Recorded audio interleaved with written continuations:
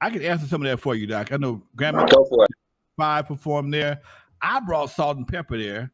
I brought Salt and Pepper, Real Roxanne, and Eric B and Rakim performed there. Who else? Lisa performed there. We used to fight over. They didn't perform; they would always come through. Midnight Star and Atlantic Star, Midnight Star. They did Do Those and Skateland back to back one night because Greg Mack pulled a power move on Gerald Busby and had him showing up at both venues. My man, Roger brought a lot of people over to Skateland. Roger, Uncle Jam's Army brought more people than I did over there. I did the grand opening for Skateland. The crew performed over there.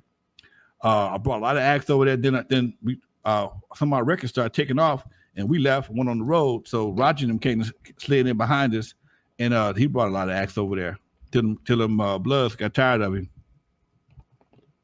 Oh damn! Do you know what happened? Yeah, they ran him up out of there. Like, why? What was the reason?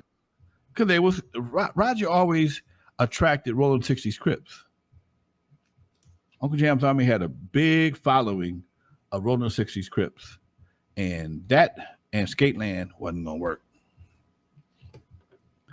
That ain't gonna never work. Gotcha. That was the problem. That was the problem. That's a big problem. Yeah. Damn. So what's the process like getting a Salt and Pepper or a Real Roxanne, Shantae, East Coast artists? How nowadays you know somebody, are they available? You DM them, but what was the whole process back in the 80s to get it spotted out? Man, you called Carol Lewis over at Narby Walters, or you call the label and they will refer you to somebody. And one of my guys knew somebody in New York, had a direct line on the Real Roxanne. We got her direct. And then Salt and Pepper came through, Salt and Pepper, Herbie Lovebug, they all came through another connect. I never went to a label that I can recall. I mean, an agent. But all of them were pretty much represented by the same person. It was Carol Lewis. If you ever listen to Eric B and Rakim, they say Carol Lewis in the song. Carol Lewis. Who's our label? Rush. Okay, something like that. Rush Management or something like that. But yeah, all that was very relevant back in the day. It was a cycle. It was a circle. So everybody pretty much had the same people. I'm sorry about that, Craig. My phone has been tripping. I got a brand new phone, and I have to. Sometimes I got to reset it, and my Bluetooth ain't hooked up properly, and it's kind of in some. I've been dropping calls. I see what it is. It's a damn 5G. I got to go back to 2G and keep this bitch on 2G where I got better connection. I'm looking at it right now. My phone's on 5G. I ain't never used 5G yet. So anyway, I got a 5G phone, but it ain't working. Anyway, we got some more questions. Go do your thing. Yeah. King D says a great interview with E. White. Dusty, that's my homeboy in Long Beach. Much props. Thank you. Dusty Vision TV on YouTube for anybody out there. Let's see what else. People are saying K-Day, KJLH. How important was the relationship between radio and getting clubs packed? Because I was listening to one of your old interviews, and you were talking about how you had like 10-second slots, and all you would say was Eve After Dark on El Segundo or whatever it is, and boom, it was like a done deal. It depended on who you had coming. Okay, if you had somebody like Cameo coming in '82, that's all you needed. Let the word seep out. Okay. Run DMC, we had to do a little work for Curtis Blow. We didn't work with hard for Curtis Blow. Curtis Blow already had a reputation. All we do is put our flyers out, and people was lined up to come see him. Run DMC, they weren't that popular yet. We had to put a little work in for Run DMC. I think I might have lost money on Run DMC if I ain't mistaken. But it just a matter of Eve After Dark was a staple on K-Day. We had commercials. Let me see. We would take we would use the Cal Worthington melody. That's Eve After Dark. Harbor Freeway, El Segundo off ramp. That's Eve After Dark. Avalon El Segundo upstairs. That was our shit. Okay, that was our shit. And we would go to the studio and cut. We was cutting commercials like that for anybody. Nobody was doing it like we was doing it. Okay, because Unknown worked at Radio Scope. Lee Bailey had an 8-track studio in his basement. I would do studio time to cut the commercials, and that's how we did it. That's what. So cool. That's what made me buy my own studio. Craig says, Craig Schweisinger says, Dusty, my fave was Eric B. and Rakim by far. An iconic performance, biggest crowd ever at SKATELAND, USA Compton. Damn, I can't Eric B. and Rakim. That was Roger and Uncle Jam's Army. That wasn't me. I give his credit when credit is due. I will not discredit myself by trying to take credit for something I didn't do. That was Roger and Uncle Jam's Army.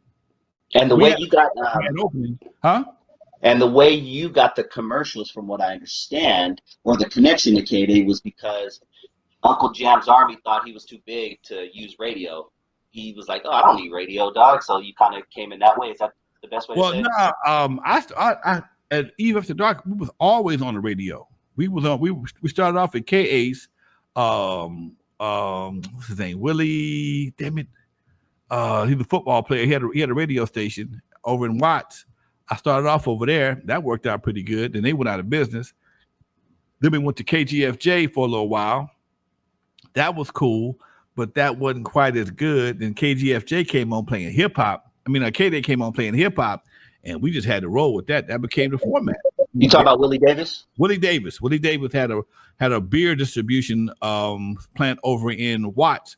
We also had a radio station, and the radio station got bought out, and I think they closed down the beer distribution plant, and we moved from KA's to KGFJ, and we also bought spots on Cute 102 and shit like that. But it just when K-Day started playing hip hop, it just made it much better for us. That's dope, man. I love these conversations, Lonzo, but it's coming to an end. Mac Turtle says, "Pussy cow, pussy cow, pussy cow." I swear, that's what I used to hear every time they played that as a kid. What's pussy cow? It's Cal Worthington. It's Cal Worthington and his dog Spot. Pussy cow. Pussy cow. Talk about old school commercials for anybody who didn't live in LA at that time. Y'all was shipping it with Go See Cal, goddammit. Yeah. All right, Lonzo, what's going on, man? How's the Thursday show going? I know you got book signings coming up. Michel'le and clientele been signing more books than Obama have lately, and I think that's a good combination. It's like having, you got 3/4 of the world class record crew and 1/4 of N.W.A. all in one. Okay, and people love that. So we're doing San Diego next week. We'll be in San Diego on the 16th. Then we go back to 24th in Inglewood. Then on the 1st, we in Lancaster. And then we go to Arizona after that. So we got a lightweight book tour going, folks. So in fact, I was telling Yella and clientele, we might want to do an online book signing on one of these days on the show. Anybody that wants to get an autographed copy of the book, might just do that, folks. In the meantime, Dusty, thank you, Russell. I see you. I see everybody in the chat room. Thank you for all the donations, all the he said, Dusty, Craig said, you showing your age, but you like Lonzo, get you that just for men. Come on, man. I got a case of that shit. I give you a couple tubes. In the meantime, folks, Dusty, we out of here, man. Thanks again, Craig. Thank you for chiming in. Sorry about the internet situation, but I'm going to get it straight out. Don't worry about it. In the meantime, folks, this is Lonzo, the Godfather of West Coast Hip Hop. Thank y'all for watching. I appreciate y'all. I appreciate everybody who dropped something in the chat. I appreciate everybody that came through and asked a question. I love that. Thank you very much. Me and Dr. Dre will be here too on Thursday with the Legendary Connects, folks. Check us out Thursday at 6 o'clock, same time. Me and Dr. Dre from Yo MTV Raps and my girl Bernadette. We'll be right here, folks. In the meantime, we are out of here, y'all. Peace.